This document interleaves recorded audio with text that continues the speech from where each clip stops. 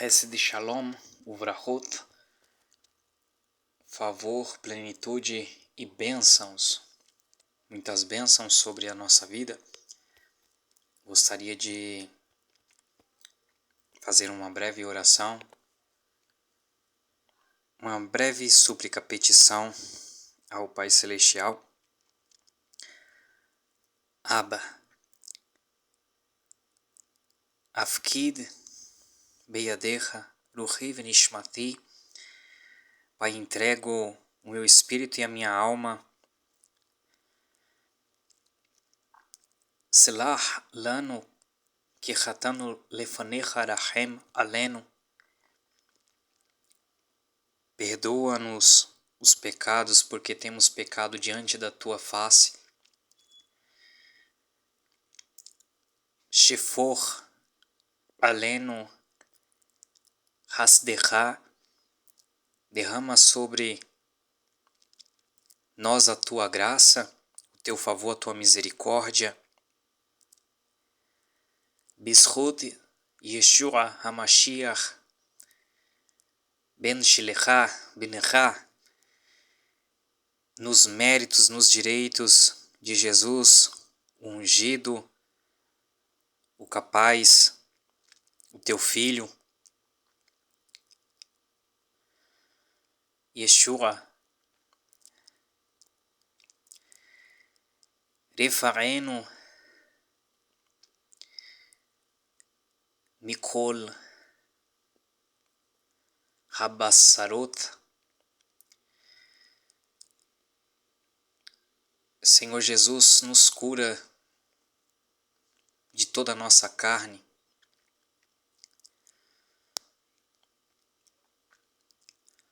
Shefor Ruhacha Aleno.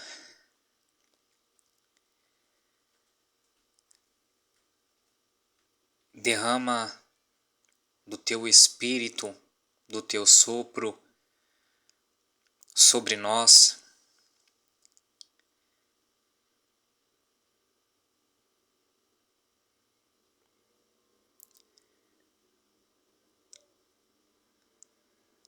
Sim, Betorreno, a Shalom. Ponha em nós a tua paz. Hesed,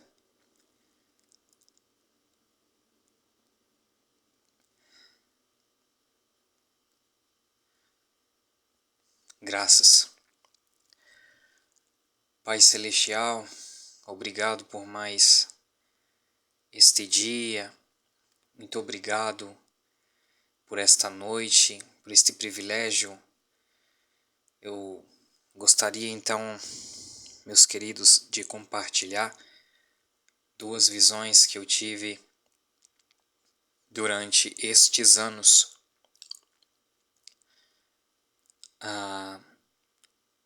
Duas vezes em visão com os olhos abertos. Durante estes anos, não foi num período de tempo muito curto,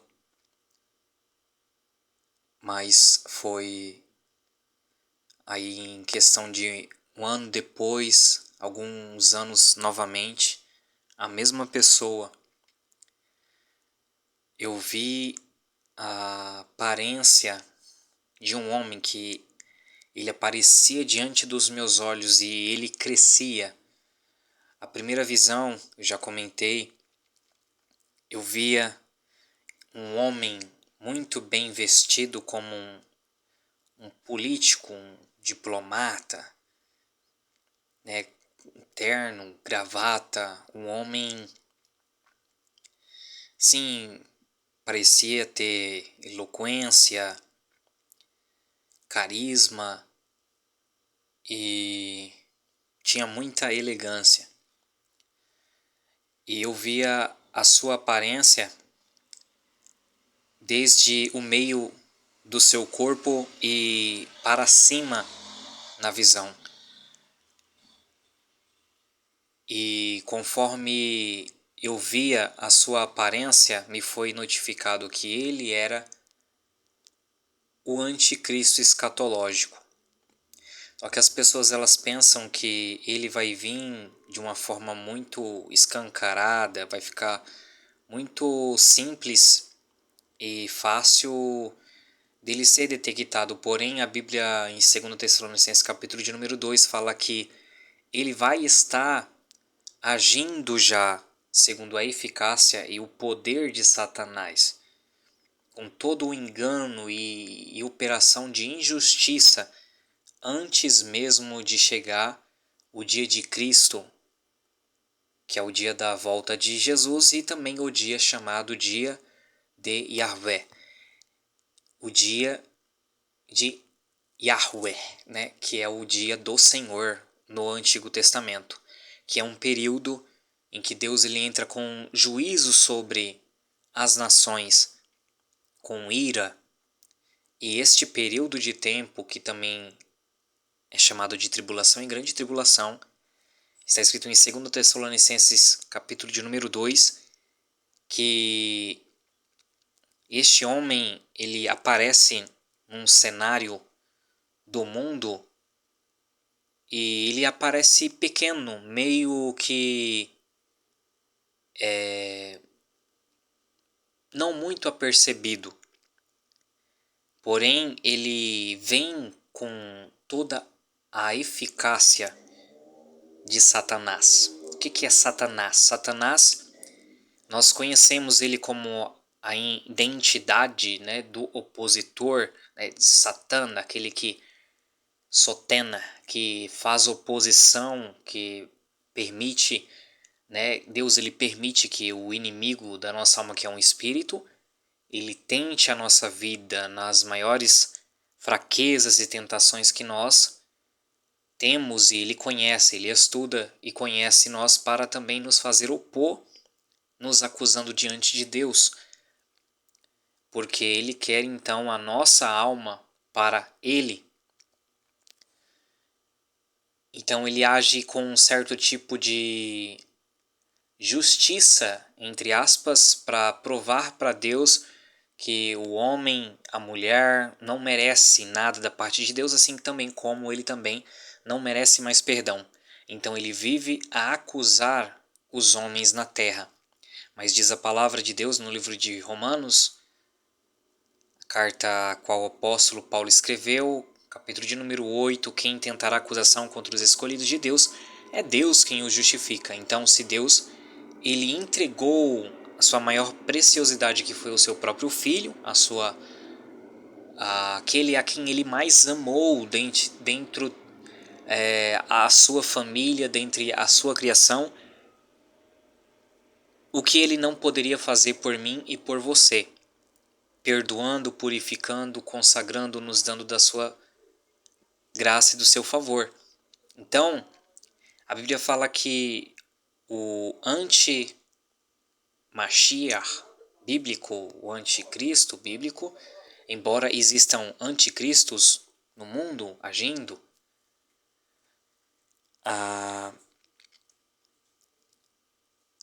existe muita teologia, pregações, estudos, seitas e heresias que não estão segundo a direção do querer e da vontade de Deus.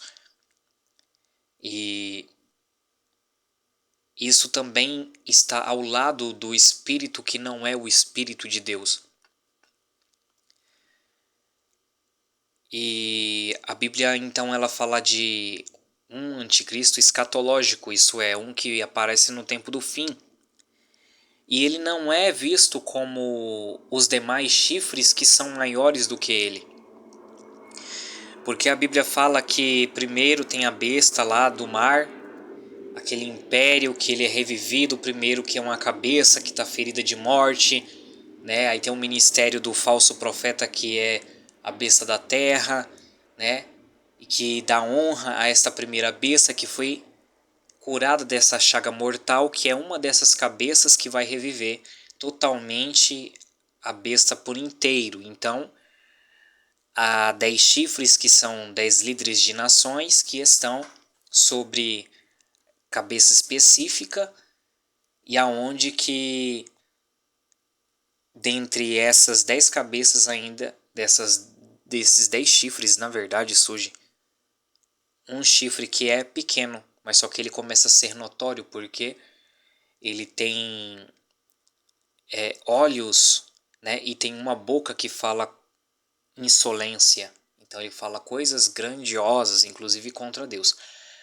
Então, de forma que não passe desapercebido, o inimigo, com a certa programação preditiva, isto é, para fazer com que o inconsciente coletivo, o subconsciente da humanidade, que está perdendo dia após dia o amor a Deus, o amor aos princípios divinos, a vontade e o querer de Deus, em verdade, o que nos gera a verdadeira vida no nosso ser, tudo isso está sendo obstruído, tudo isso está sendo também escurecido, está ficando cada vez mais tenebroso dentro do ser humano, tanto que também o salmista, no livro de Salmos, ele chega a dizer: Senhor, ilumina as trevas da minha salvação. Por quê? Porque nós não somos totalmente luz, e nós precisamos de iluminar o nosso corpo espiritual, a nossa vida, também pela qual o Senhor Jesus diz que os nossos olhos são a candeia do nosso corpo. E se nós vermos bem, se nós tivermos olhos de luz, então também todo o nosso corpo será luz e estará iluminando. Porém, se houver trevas, quão grande trevas serão. E Satanás, ele trabalha desta forma, ele trabalha tanto no sentido de tentar pôr as trevas, tudo aquilo que é contrário à luz divina, ao entendimento da verdade, do amor de Deus, daquilo que traz paz e reconciliação com Deus, que traz intimidade e relacionamento com Deus, mediante a pessoa bendita de Jesus Cristo, o único pelo qual é a luz, a expressa imagem de Deus aos homens, o canal, o único canal pelo qual se achega ao Deus verdadeiro, ao Deus criador dos céus e da terra. Então, a Bíblia, ela fala de uma forma que também no tempo do fim, o homem que é chamado de iníquo, a Bíblia diz que esse homem que é o operante da iniquidade, por meio dele, a quem futuramente, por meio de uma democracia dos 10 chifres da besta, qual nós vemos Apocalipse 17, por um meio de escolhas deles mesmos, dos chifres, eles podem até mesmo colocar como se fosse uma votação, né, em meio a nações, porém é os próprios líderes quem fazem isso democraticamente. Isso não é a democracia do povo, não é o querer do povo, nunca foi. Então, a Bíblia fala que a ele é dado um poder visível, por quê? Porque ele era e estava ali operando já, segundo a eficácia de Satanás, com todo o poder e prodígios, maravilhas da mentira, para enganar a toda a humanidade com a injustiça, né? Ou seja, aqueles que não quiseram se aproximar de Deus por meio de Jesus, que é o amor da verdade, para receber o amor da verdade para serem salvos, eles vão ficar fascinados, eles vão ficar atrativos com a aparência, com aquilo que lhe será proposto, a, entre aspas, bondade, a pseudo-justiça, né, o modus operandi de Satanás, que é o maior enganador da humanidade. O engano, ele não vem simplesmente de forma nem escancarada, e também nem vem de forma aparente. Ele é muito mais sutil do que isso, e para isso o diabo, os demônios, principados, potestades, bilhões e trilhões de entidades que vagam no universo, que pleiteiam, que lutam dia e noite contra a nossa vida, e que o Senhor Deus dos exércitos envia os teus anjos para nos guardar, nos proteger, nos auxiliar, nos servir, conforme está escrito no livro de aos Hebreus. Estes seres, eles então lutam contra a nossa vida para tentar, de uma forma sutil, deixar aí algo no fundo do coração, no fundo da mente, quase que imperceptível, ou seja, de forma inconsciente ou na subconsciência, onde que já está agindo no espírito. Então ele tenta, por meio das suas sementes, a sua erva daninha, localizar, deixar aquelas setas, aqueles dardos inflamados que vão ali trazer o desânimo, o desgosto, a, a tudo aquilo que vai fazer com que a pessoa tenha muitas vezes repulsa pela verdade, repulsa pelo amor de Deus, repulsa pelas coisas da verdade, do original, daquilo que realmente vem da parte do Senhor Jesus Cristo e do seu poderosíssimo Espírito. Então, é por isso que é necessário a pessoa que aceitou a Jesus e que agora busca incessantemente, ela tenha aquele desejo ardente, aquele desejo no coração apaixonante por querer que o seu corpo seja preenchido pelo Espírito de Deus infinito, pela sua graça que não para. Enquanto você mesmo não dizer chega, amanhã tem mais. Por quê? Porque é infinito, as coisas de Deus não é dada com mixaria. Mas o que nós vemos é que o inimigo, ele age com muita aparência, ele age com uma forma inconsciente, agindo no subconsciente da humanidade por meio de ideias, por meio de conceitos, né, quebrando, entre aspas, paradigmas que estão causando tristeza para você, quebrando princípios que você, na verdade, não gosta, mas você tem que fazer ele, e isso não tem nada a ver com... Você tem que viver a sua vida da melhor forma possível, ou seja, faça tudo aquilo que está na sua consciência, porque tudo que está na sua consciência é a mais pura realidade e verdade, ou seja, contra a sua própria consciência, você estaria agindo contra o seu próprio eu, a sua própria vida, a sua própria existência. Então, viva conforme o teu próprio querer, a tua própria vontade, ou seja, tudo tentando anular aquilo que Jesus Cristo mesmo, ele já nos ensinou dizendo que nós devemos renunciar ao nosso próprio ego, a nossa própria nefesh, né? A nossa própria vitalidade, para o nosso próprio querer, para as nossas próprias paixões aqui nessa terra, para obtermos, conquistarmos coisas aqui. Nós precisamos sim de termos uma vida aqui e tudo mais, porém não de depositar a nossa alma, o nosso desejo, né, a nossa paixão nas coisas aqui desta vida e desta terra.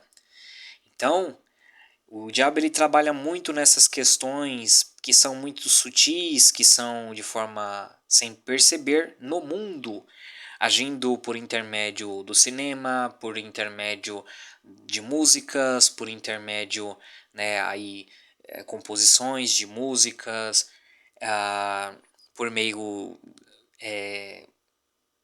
de arte cinematográfica, que são os filmes, seriados, mas tudo com enredos, histórias que agem de forma sutil no inconsciente, no subconsciente, trazendo um certo tipo de desânimo, trazendo um certo tipo de repulsa à verdade de Deus em essência, trazendo de certa forma algo que tenta nos opor a Deus, o que é chamado também de uma obra de Satã. Então, em todos esses aspectos, o o anticristo, ele antes de se manifestar de verdade, está escrito que ele já vem operante na eficácia de Satanás.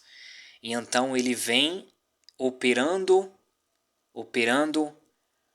até o momento em que de fato é revelado ele, como está escrito. E quem é que vai revelar o anticristo? O momento oportuno vai revelar o anticristo, isto é, em determinado momento o próprio Espírito Santo vai falar, é ele, na igreja. E aí então há de acontecer alguma coisa, porque realmente é o que está escrito, que o dia do Senhor, ele não antecede sem que primeiro seja manifesto, seja revelado, né, o filho da perdição, ou seja, ele vai estar trabalhando, agindo, sabendo que ele é o próprio opositor, que ele mesmo está fazendo ou seja, isso é uma blasfêmia contra o Espírito Santo, porque ele está se colocando no lugar de opositor ao próprio Deus, Criador dos céus e da terra, ou à própria salvação de Deus. Ele está fazendo isso com toda a sua própria consciência. Por isso que ele também é um dos grandes blasfemadores, conforme está escrito, Apocalipse capítulo de número 13.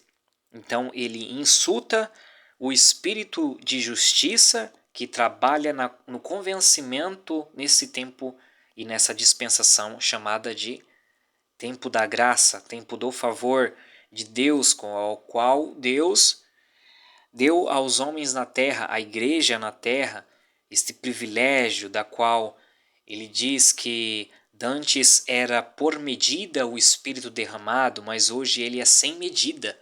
Então, quanto mais você buscar de todo o teu coração, mais você vai ter.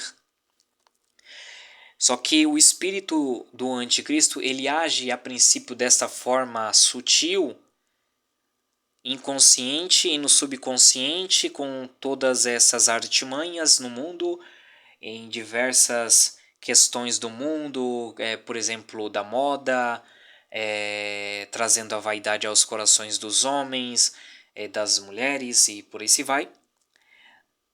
Tornando cada vez mais o homem vanglorioso, tornando cada vez mais o homem um objeto, né, como se fosse então um produto de alguém que não é um vaso utilizável, útil, de utilidade para Deus, do qual nos criou com as suas mãos maravilhosas e nos associa a um barro que está sendo, não qualquer barro, mas um barro de argila, né, um barro bem tratado, com toda a boa forma que um oleiro, né, especialista põe as suas mãos e ele trabalha naquele barro, aquela argila específica com toda a sua forma certa de trabalhar, a fim de tornar eu e você uma pessoa útil para o seu querer, para a sua vontade. E que coisa maravilhosa é você saber que você é um vaso útil nas mãos de Deus, que você é um instrumento, né, do Criador dos céus e da terra. Melhor do que você ser um instrumento do diabo, melhor do que você saber que você está contribuindo para a destruição, para a ruína, para a perdição, que você, né, um dia vai ser desprezado totalmente perante o Criador dos céus e da terra e será visto por ele como um nada, porém, para Deus você está sendo um vaso de Deus, você tem essa consciência de que de alguma forma ele está trabalhando em outras vidas por seu intermédio, e tudo isso gera não uma vanglória, uma vaidade na sua vida, mas uma alegria de fazer parte de tudo isso. Isso é honrável, é respeitoso e glorificamos a Deus em tudo isso, porque só mostra a pessoa dele em cada um de nós agindo, em nós agindo. O que faz com que Deus ele compartilha também da sua glória com aqueles que se aproximam dele, ou seja, Deus não é soberbo. como algumas pessoas pensam que Deus ele manda, ele desmanda, ele faz, ele acontece porque ele quer e porque simplesmente não é bem assim. Deus ele é muito humilde, Deus ele é tão grande em poder, em verdade, em justiça, que ele compartilha do pouco que nós não podemos compreendê-lo, que nós não podemos suportá-lo, do pouquinho para que nós possamos ter a alegria imensa de saber que, poxa, o Criador dos céus e da terra, o grande, o poderoso, o Rei do universo, o Mestre, que domina todas as coisas com toda a simplicidade e humildade e coloca tudo debaixo do seu querer e da sua vontade, segundo também, muitas das vezes, as decisões dos próprios homens, e, e nos livra, e nos guarda, e nos mantém com vida, nos dá fôlego de vida, nos abre e fecha a porta, nos cura, permite situações que nós mesmos conseguimos suportar ou não, mas mesmo assim no final de tudo ele sempre prova que ele é a razão, ele é a lógica, ele é a verdade por detrás de tudo. E isto tudo é maravilhoso, é lindo e glorifica o nome dele, e ele faz nós sermos participantes disso tudo. Porém, o anticristo, a Bíblia fala que ele, na verdade, ele é muito vaidoso. Ele, essencialmente, de coração, ele é soberbo, ele é orgulhoso de si mesmo. Né, em todos os seus próprios intentos, a sua, entre aspas, o que poderia se chamar de estima, ela é elevadíssima por si mesmo, por aquilo que a Bíblia também fala no livro de Salmos, muitas das vezes, por que te orgulhas, ó vil, ó homem mau, na sua própria maldade? Então, ele tem esse orgulho, como também está escrito no livro de Abacuque, que ele se orgulha da maldade, da malícia e de tudo aquilo de ruim que ele faz, ao ponto de ele começar também a confrontar o próprio Deus com as suas palavras. Ele abre a sua boca de leão, Apocalipse 13, e ele ruge como o que vai reinar, o que vai dominar, o que vai governar e que tem que obedecer como ele se fosse um rei. Porém, nós sabemos que Yeshua, o grande que se tornou minúsculo aos homens, servo de Deus, do qual a humanidade no seu tempo admirava muito ele, mas por causa das obras que Deus realizava o seu Pai por seu intermédio. Mas ele não tinha nenhuma formosura, nada que poderia atrair os homens a ele, ele não tinha boa aparência física ou até mesmo tinha riqueza ou tanta elegância quanto tantos outros homens possuíam. Mas ainda assim ele era cheio de graça, de favor, de carisma e de verdade de Deus. É o que deixa o ser humano mais lindo, e não a vaidade, a vanglória. Então a Bíblia ela fala nesse tempo que antecede o retorno de Cristo e que isto de fato acontece. Porém, ao se manifestar, ou quando também é tirado do meio do caminho, quando ele é revelado, então a Bíblia fala que há um que detém e que esse que detém também ele vai ser removido do caminho, ele vai ser afastado, o que muitas pessoas interpretam com toda a coerência que a palavra apostasia ali no livro de 2 Tessalonicenses capítulo de número 2 está falando a respeito de um afastamento daquele que o detém e de quem agora o detém. Ou seja, que está falando a respeito do Espírito de Deus, que é o único capaz disso, e também está falando da igreja que detém né, que retém, na verdade, que tem consigo, que obtém o Espírito de Deus, né, nesse ministério. Mas a Bíblia ela fala desse período que antecede a este chamado Dia do Senhor, né, que é um tempo, que é um período de juízo sobre a face da terra, também chamado Dia da Ira de Deus. Nesse tempo anterior, ele já vem manifestando-se né, como um homem de pecado, como um homem de aprovação à iniquidade, o que é caracterizado como Hata'á, né, ou Avon, principalmente em hebraico, que é Hata'á, é errar o alvo, né? A Torá, que é a lei de Deus, os 5 primeiros livros dados a Moisés, ensina a acertar o alvo, né? Ensina a não matar, a não roubar, né? A não se prostituir, a não adulterar, a não cometer idolatria, né? Avodazará, né? A culto estranho, né? Ou seja, tem que ter um culto específico que é o que é ensinado biblicamente, é o culto a Deus, né? Fora isso é Avodazará, que é um culto, um serviço estranho, né? Que já é para uma outra entidade que não é o Deus verdadeiro. Então, a Bíblia em tudo ela ensina, né, que a lei ela é como se fosse, né, um, um alvo, né? A princípio, o próprio Messias é o alvo, né, de tudo, né? O acerto àquele alvo seria a lei, né? Porque também aí a palavra Yará vem, né, do verbo acertar, né, da onde que vem a palavra Torá, né, que é a lei de Deus, a lei de Moisés, dada a Moisés por intermédio dos anjos, né? Então, existe esse sentido da qual o Novo Testamento está escrito que o alvo que deve ser prosseguido, que nós devemos acertar, ir adiante, é o Messias, é o Cristo, pelo qual também ele foi, né, direcionado pela lei de Deus, ou seja, também a lei de Deus se cumpriu na sua pessoa.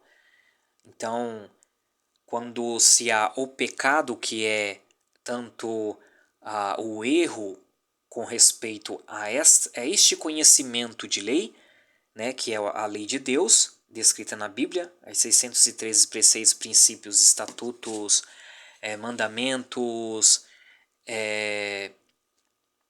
e ordenanças, tudo isso é a lei de Deus, porém o erro dela é chamado de pecado.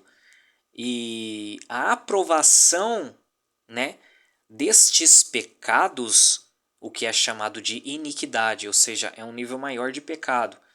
Então a iniquidade é a legalização do pecado em si. Então quando a Bíblia fala de que viria um tempo de iniquidade muito grande sobre a face da terra, ela está falando de um tempo em que a lei em que regem muitas nações, de certa forma, com princípios bíblicos, judaicos e cristãos, elas seriam trocadas com um tempo, mas como é que isso funcionaria? Por intermédio da eficácia e do poder de Satanás, com todo o poder, prodígio de mentira para enganar todos aqueles que rejeitaram a verdade e o amor de Deus para que fossem salvos. Então, princípios estão sendo mudados nas nações de forma política por intermédio de uma eficácia de Satanás, ou seja, de um poder de Satanás que está sendo trabalhado ocultamente, muitas pessoas não estão se apercebendo, né? Ou seja, existe enquanto estamos aqui, muitas das vezes sossegados, existem pessoas que estão se reunindo, que estão, né, com um culto estranho a deuses, a entidades, principados e potestades, e eles estão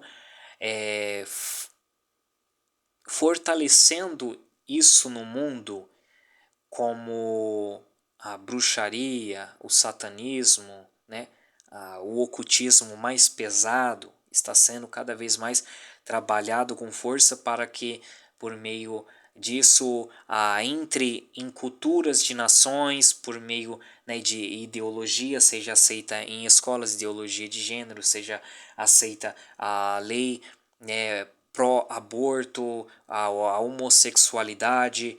Então, todas as leis, né, a promiscuidade aceita, né, e tudo mais, isso daí é uma forma de legalidade a o pecado, né, o que é chamado de iniquidade.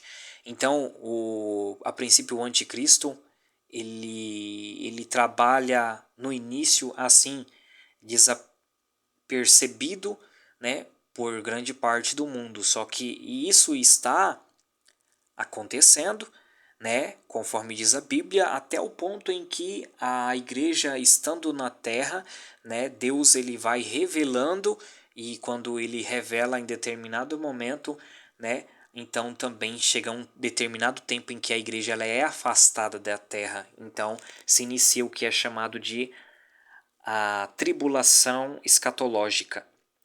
Então existe isto, biblicamente se dizendo, né? Perseguição cristã, perseguição à Igreja de Cristo, não é a tribulação escatológica. Tribulações sempre ocorreram desde o início, né? A tribulação, perseguição contra os justos na terra desde Caim e Abel, né? Contra Abel, contra o justo Abel, né? Contra a linhagem de Sete também, que era piedosa, né? Ou seja, sempre os justos sofreram na terra, porém, perseguição também à igreja de Cristo, né? Ou seja, ao corpo de Cristo na terra, sempre ocorreu, porém, a tribulação escatológica do tempo do fim é diferente, é um tempo determinado por Deus, chamado de o tempo da ira de Deus. Então, naquele tempo, a ira de Deus está sobre, né, as nações da terra. Então, ele vem para julgar, para condenar, né, as ações e as pessoas que não se arrependem. Então, a Bíblia fala a respeito deste período e a Bíblia fala também, né, a respeito desta personalidade que aparece, essa personagem que aparece nos últimos tempos. Então, na visão que eu vi, a princípio eu via a sua aparência e dele era como se emanasse uma, uma leveza, uma paz, uma tranquilidade, sabe? Mas eu comecei a perceber que na verdade aquela tranquilidade começou a se tornar uma frieza, e uma frieza em ver ele não tem o amor de Deus. Ou seja, ele não tem o amor de Deus que pode salvar. Realmente, de verdade. Então, a partir daquele momento, eu comecei a compreender e a visão começou a me aparecer, a imagem daquele homem. Eu comecei a ver, né, que ele tem ali, ele vai começar a agir dessa forma, né? Ele tem a sua aparência, a sua pele branca, e eu via ele de barba, inclusive, né? Só que ele não tinha barba grande. Eu via ele com a barba, só que ele não era aquela barba rala, mal feita, era muito bem feita, e ela não era grande, né? Comumente como aquelas barbas árabes ou judaicas, não. Ela era uma barba, parecia até aquelas barbas que são feitas e são bem aparadas assim com máquina tal, né? Fechada, né? E eu vi a sua pele, né? Ele tinha uma boa aparência e eu vi a sua pele branca, né? E havia um pouco do canto do nariz, aí subia até uma parte da costeleta com aquela barba fechada, e o cabelo dele que eu via que era de uma cor castanha, né? Uma cor meio castanha escura. Então eu via este homem e assim ele com o queixo, né, mostrando aquela ponderância, aquela firmeza, com o queixo erguido, com o nariz empinado, com o peito estufado, né, demonstrando, né, aquele sentimento de força, de superioridade, né, de que está ali, mas que a princípio, pela aparência de quem vê, pensa que, né, está agindo de uma forma honesta, de uma forma justa, que está fazendo o que é correto, que está ajudando a melhorar e tudo mais. Porém, né, o que já aconteceu, todo aquele percurso, né, tudo o que já aconteceu para que ele chegasse aonde que ele chega, né? E agora ele vai ter um poder visível. Então tudo isso daí vai ficando cada vez, né, para um mundo que está ficando em trevas, sem entendimento, perdendo a consciência da luz na verdade de Deus, dentro da palavra de Deus, dos princípios e tudo mais, o que me fez também me lembrar na hora de Mateus 25, que fala a respeito das 10 virgens, porque que é justamente na hora da meia-noite, ou seja, no momento de escuridão, no momento de obscuridade, que é ouvido um grito, né, dos amigos do noivo dizendo: aí vem o noivo, sai-lhe ao encontro. Então, aquelas 10 virgens, 5 que eram prudentes, ou seja, que tinha azeite, elas tinham, né, conteúdo divino de Deus nas suas vidas. De certa forma, aquelas 10 virgens, elas são israelitas. Ali não está falando da igreja. As virgens, Salmos capítulo 45, fala a respeito de um casamento que está, uma cerimônia acontecendo de príncipes, de reis, aonde que está falando que tem a noiva com o seu príncipe e que ela vem acompanhada de virgens. Por quê? Porque as virgens eram as daminhas de honra que acompanhavam a noiva, a princesa. Então, nesse momento aqui, a igreja ela já foi arrebatada, ela já está nos aposentos celestiais, ela está com o príncipe da paz, com o rei dos reis, e aí vem vindo aqueles que ficaram por algum propósito, eles vão ter que ficar. Ou seja, nem todo mundo que tem o Espírito de Deus vai subir. Nem todo mundo, por quê? Porque vai ser algumas pessoas específicas que vão ter muito do poder de Deus para vencer o pecado no seu corpo, para quebrar.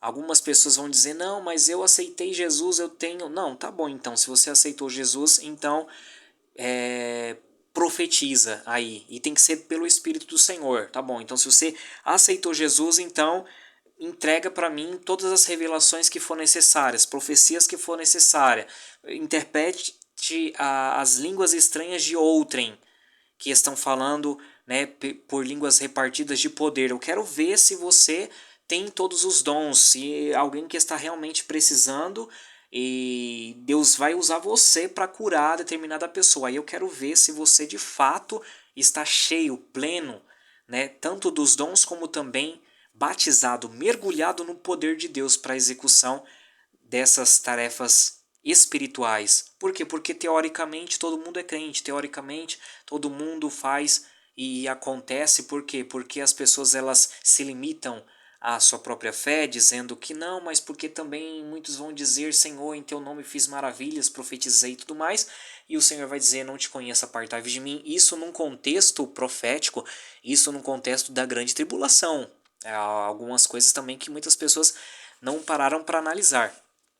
Quando nós vemos que é justamente num período de grande trevas que vai estar acontecendo sobre a face da terra e que vai estar operando a iniquidade, ou seja, a legalidade do pecado sobre a face da terra.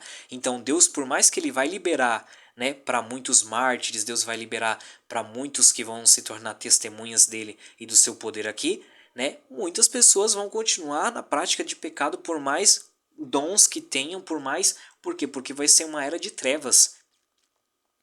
Então muitas pessoas vão estar assim também, ainda mais do que hoje, profetizando, né, e tudo mais, e no pecado, e vivendo na prática, dia após dia, na prática do pecado.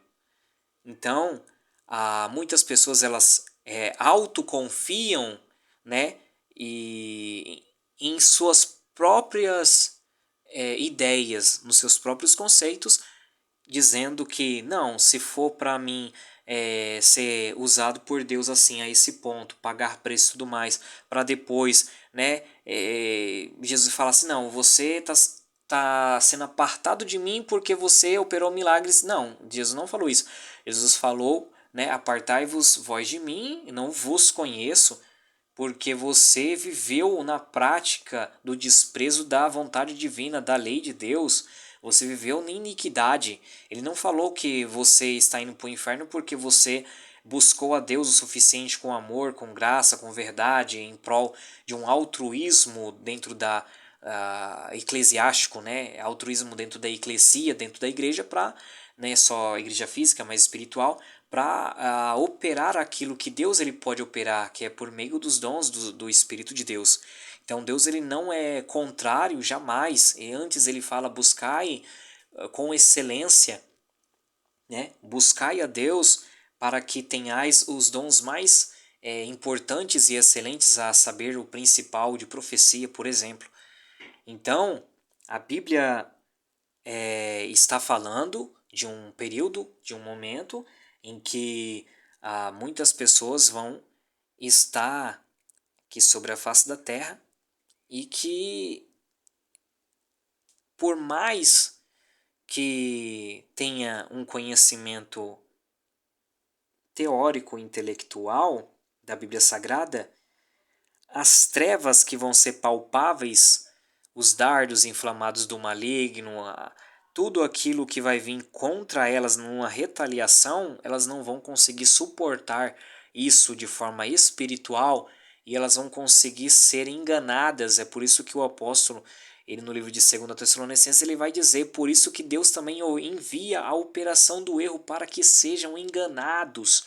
Então a Bíblia está falando de um tempo em que muitas pessoas vão ser enganadas. E vai ser enganada por quê? Porque o próprio Deus é quem permite a operação do erro. Ou seja, é uma coisa que aparentemente vai enganar, mais do que já está enganando. Por quê? Porque é um período em que a luz vai se dissipar, né? E as trevas vai ficar cada vez mais apalpáveis. As trevas que é dito o poder de Satanás, as magias, as obras de encanto, né? Aquilo que é a bruxaria, tudo aquilo que é o ocultismo, né?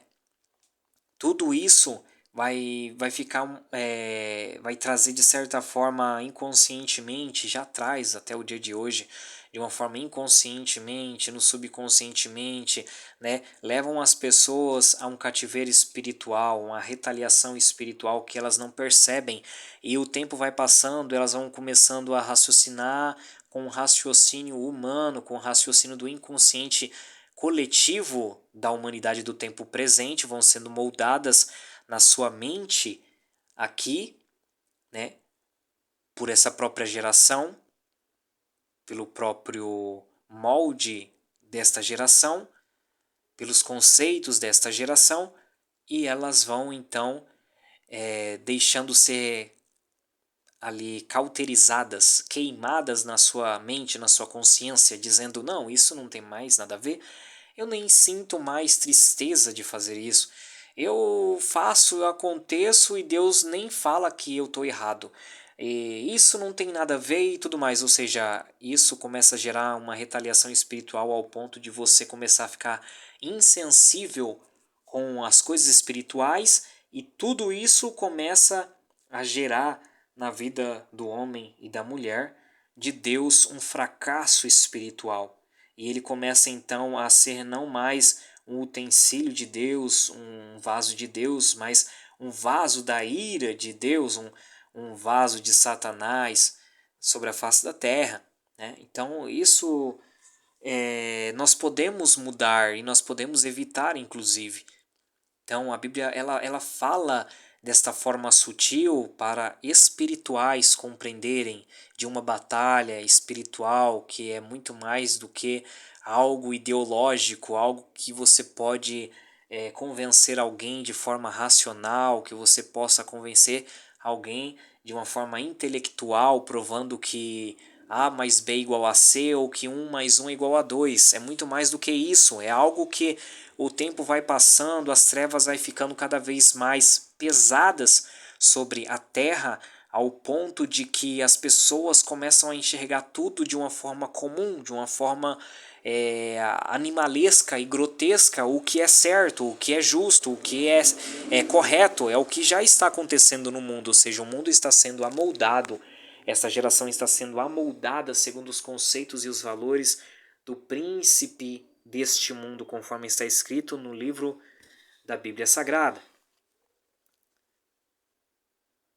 Então, quando Jesus mesmo, ele mesmo diz, ó, o meu tempo ainda não é chegado, né?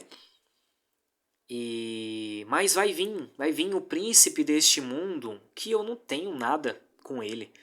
Então, Jesus ele estava falando que ele veio para este mundo, esse mundo rejeitou a ele, o tempo dele também não era chegado para que fosse aceito como o príncipe de Shalom, de plenitude, de Shalem, né? De plena maravilha de Deus sobre as nossas vidas, o nosso interior, em tudo, a nossa alma e tudo mais.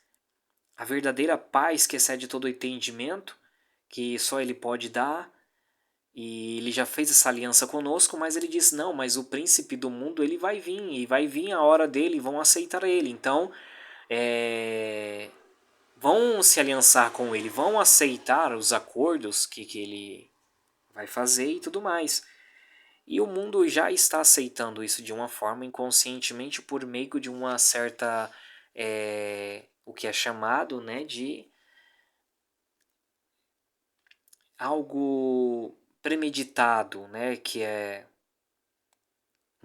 uma forma de programação preditiva na mente, no inconsciente, no subconsciente da grande maioria das nações, isso por meio da mídia, isso por meio de informações em sites, em jornais, em redes sociais, em divulgações, em revistas, em livros nas escolas, né, em faculdades, em grandes universidades, tudo isso vai sendo amoldado ao ateísmo, né, ao sentimento de não a Deus, ou seja, o ateísmo não é simplesmente quando se diz não existe alguém que vai trazer consequência que não seja eu e que não seja você. Não. O ateísmo, muitas das vezes até mesmo bíblico, conforme está escrito, diz o tolo no seu coração, não há Deus, ou seja, eu faço o que eu quiser. Eu apronto, eu pinto, eu bordo, não tem consequência para mim e pronto, e acabou, né? Ou seja, não há uma equação de causa e efeito, nem mesmo natural. Porém, Deus é quem julga tanto nessa vida quanto na eternidade, o que é pior. Então, também este é um dos lemas do anticristo, né? Ou seja, faça o que você quiser, tudo que vier na sua consciência. Por quê? Porque é aprovado por você mesmo e contra a sua própria consciência não existe lei. Então a sua própria lei é a sua própria consciência. Faça o que você quiser. Então por isso estão querendo, né, fazer com que a pedofilia, por exemplo, seja uma coisa comum no meio da sociedade. Já estão com esses projetos internacionais querendo aprovar esses tipos de coisas. Já estão querendo deixar claro as questões assim que acontece, infelizmente, tráfico de crianças, né, de órgãos, de drogas, de armas, né, em todas as nações algo como se fosse uma coisa comum que faz parte da política, que faz parte do crescimento de uma nação econômica e tudo mais, ou seja, tudo isso gera, tudo isso daí roda. Então, tudo isso é obra do anticristo, de Satanás sobre a face da terra. E ele vem, a princípio, com tudo isso legalizando ao ponto de que quando ele se torna realmente um principal, um Nagida, um príncipe, um principal, então ele se torna então alguém, né, que não vai ser, né, por tantos assim visível a princípio, porque ele vai estar numa cúpula, ele vai estar por detrás, né? Então a Bíblia ela sempre fala, né, de uma forma, por exemplo, Jesus ele é humilde, Mas quando ele vem, ele mostra-se, ele mostra a glória do seu Pai, que é muito, infinitamente maior do que ele quando estava aqui em terra, no seu corpo físico, humano, debilitado, humilde, como eu e como você. Porém, quando o anticristo ele aparece, ele sempre aparece por detrás de outros, de uma forma totalmente, como é que eu posso dizer, maquinando, trabalhando, operando como se tivesse vários tentáculos, porém sempre tem uma palavra que me fugiu agora da mente, né, com uma estratégia muito grande sobre a face da Terra, né, operando todo o tipo de injustiça e erro, todo tipo de iniquidade, né? Então a Bíblia fala muito disso, e quando eu via este ser, a princípio eu percebi que ele tem uma grande persuasão, né? Ele vai conseguir persuadir muitos por intermédio do que ele diz, né? Ou da sua própria aparência. E uma outra vez, e tem poucos anos que me apresentou, e foi a mesma pessoa, só que agora de uma forma diferente, foi diante dos meus olhos, eu via ele pequeno, eu via o corpo dele todo, ele aparecia como se fosse assim, esse é o ministério dele. Aí eu via ele novamente, só que agora eu via ele não com um terno preto como eu tinha visto da última vez, com gravata e tudo mais, mas eu via agora ele com um terno azul, né? E eu via, só que agora eu não conseguia mais ver o rosto dele, né? Eu via que ele tinha o mesmo porte físico, né? Ele parece que é uma pessoa que tem assim uma robustez, não que ele seja forte, mas que ele não anda inclinado, ele não anda uma pessoa já que tem para lá dos seus 60 anos, que anda já, né, já mais bem murcho, né, com os ombros para frente. Não, ele anda empinado, né, com o peitoral para frente e tudo mais, né? Essa era a aparência que eu via dele, né? E eu via que conforme ele era pequeno assim, aí buf, ele dava um crescimento gigantesco, ele ficava grande, né? Aí me vinha, ele é o anticristo. Então, outras vezes também, né? Mas isto eu via de uma forma personagens, né? Personalidades do mundo atual de hoje trabalhando de alguma forma, não sei se conscientemente ou se não, para que cooperasse com estas ideias, né, do governo dele. Por exemplo, o que aconteceu com aquele grupo que invadiu há poucos meses Israel, né? É algo muito parecido com o que eu vi quando eu no sonho, né? Eu tive um sonho muito terrível um tempo atrás, eu já comentei que acontecia o arrebatamento e eu ficava nesse arrebatamento. E não vai ser como as pessoas normalmente pensam, negócio de Hollywood, de filme, né? Ou como normalmente é pregado nas igrejas. Não vai ser dessa forma como eles pensam.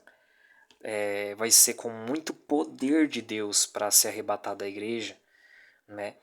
Não vai ser uma coisa assim, puf, desapareceu e pronto, todo mundo seguindo a sua própria vida, né? E do nada, acaba as televisão, tudo vai começar a aparecer alguém, né, que tá fazendo um acordo de paz com Israel, e todo mundo já, não, ele é o anticristo e tal. Não vai ser dessa forma.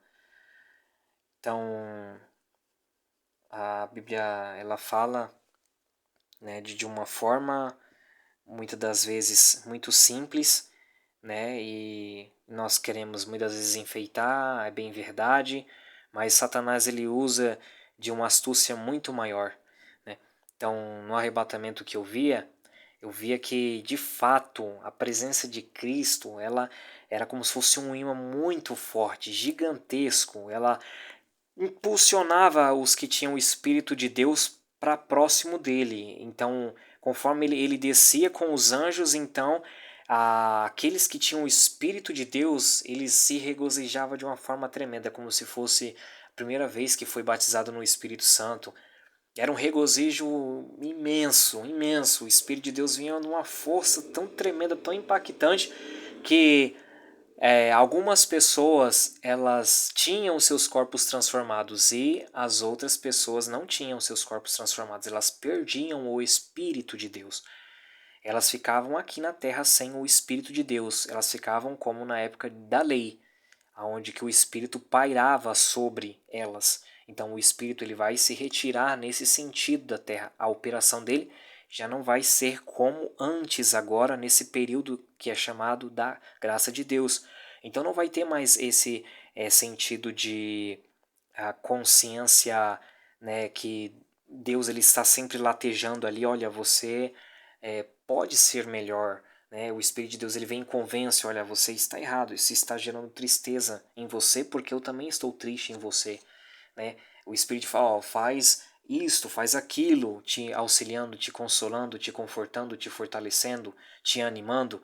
Não vai ter isso. Por quê? Porque o Espírito ele vai estar sobre. Por quê? Porque e o sacrifício de Cristo ele é válido eternamente, sim, mas aquele período vai ser um novo período em que Deus ele vai tratar de uma forma, de uma dispensação diferente. É por isso que lá no livro de Malaquias está escrito que, né, Deus ele vai enviar o profeta Elias sobre a face da terra, né, que eu acredito que é o próprio profeta Elias que vai vir. Não sei qual que vai ser a visão de algumas pessoas ao ouvir isso, mas no meu conhecimento, né, é um tempo tão terrível de trevas, tão terrível que eu acredito que Deus vai enviar o profeta Elias e já foi tudo decretado por Deus. Para mim, não é a questão de que ele foi arrebatado, né, ele tem um corpo já totalmente transformado, tudo mais, e que ele já subiu ao céu, ele está lá e não vai poder mais vir de forma alguma.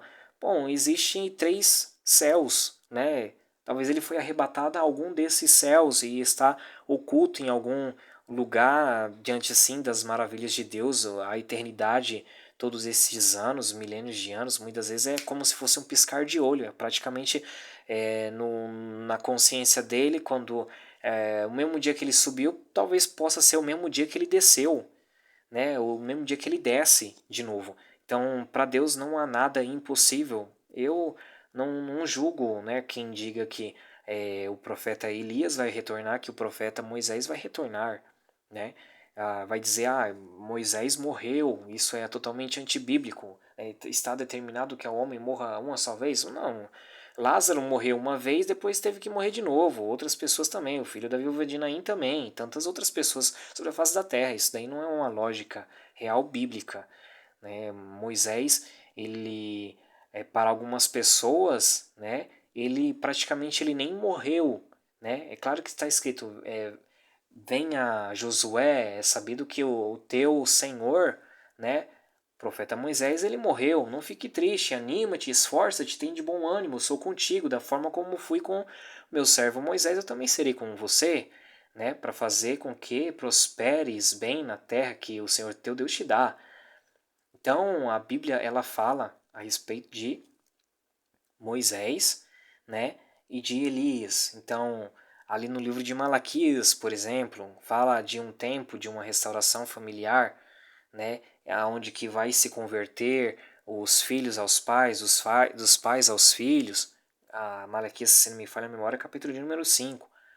Então, está falando de uma restauração familiar e nacional, porque quando fala-se de uma família, é a célula máter de uma sociedade, de uma nação. Então, as nações vai ter um avivamento de princípios bíblicos a princípio. Por quê? Porque vai vir um espírito de Elias, né? E baseado no espírito também de Moisés, ou seja, de princípios, de leis, de estatutos, de ordenanças, da vontade do querer divino, né? De obediência a Deus antes que venha o grande e terrível dia do Senhor, o tempo do Senhor, a ira de Deus sobre a face da terra. Como está escrito, o tempo da ira de Deus sobre a face da terra. Então está escrito que então o Senhor enviará o profeta Elias para que não fira a terra com maldição por causa da desobediência, do pecado contra os preceitos, estatutos, os mandamentos de Deus. Aí por isso que ele fala, também se lembrai do meu servo Moisés, ou seja, se lembrai da lei, né? Por quê? Porque realmente é o que está escrito em Apocalipse 11, né? Moisés e Elias. Então a Bíblia fala a respeito dessas duas figuras, né?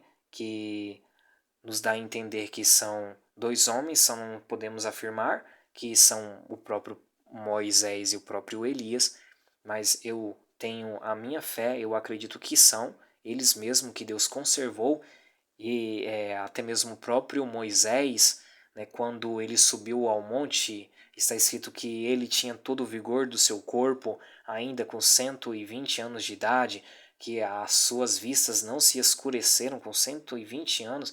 Eu tenho um problema de vista, tenho, né, uma idade, ainda sou jovem, eu tenho um problema de vista, né, já chegou a escurecer às vezes até um pouco as minhas vistas, mas Moisés era um homem tão cheio de Deus, tão cheio, né, e renovado pela presença de Deus, que até mesmo as suas vistas, ele não tinha nem essa questão de problema de saúde nessa situação, né? Então a Bíblia fala que quando ele sobe ao Monte Nebo, né, Deus então ele toma o fôlego dele. Muitos da tradição israelita diz que Moisés na verdade não chegou nem a praticamente morrer, porque, né, Deus ele tomou o fôlego dele como se ele estivesse dormindo, então ele não sofreu nem nada de morte nem nada, ele só foi ocultado, veio o arcanjo Miguel, e então Deus sepultou ele, e aí o arcanjo Miguel, esteve protegendo, né, para que Satanás, né, não pegasse o corpo dele, não encontrasse o corpo dele, né, para que não houvesse, né, uma idolatria, quem sabe, no meio do povo israelita. Então, nós vemos que eles podem retornar, ele pode ressuscitar, está com o corpo conservado em algum lugar da terra, e no momento em que aconteceu o arrebatamento, ele é uma das pessoas que ressuscite e que ele apareça, né, no meio do povo de Israel, né, operando de uma forma totalmente tremenda, porque o mundo vai estar de uma forma no ocultismo pesadíssimo, né? Então eu acredito sim que podem ser esses dois profetas, né, astronômicos, conforme está escrito no livro de Apocalipse. Então, essa é uma visão, né, que eu gostaria de compartilhar. Né? Eu sei que existem tantas outras personalidades, né, de lideranças, né, que tanto são da política como são da religião, que estarão presentes, né, no que é chamado de os tempos do fim, escatológicos e tudo mais, né? E que muitas das vezes Deus ele nos fala de forma simbólica, né? Não citando nomes, né? E tudo mais. Então, muitas das vezes, né, podendo até citar ministérios, citar de alguma forma ofícios, né, ou cargos de pessoas que estão naquele ramo, né, que vai surgir naquele ramo, naquela área, né, algo relacionado àquilo, porque inclusive também as promessas bíblicas normalmente são assim, o que não acontece com uma pessoa acontece com a sua descendência. Então tem bastante disso também biblicamente. Bom, Deus abençoe, é isso que eu gostaria de compartilhar, né? Então, fiquem com Deus, na paz de Deus, tudo de bom.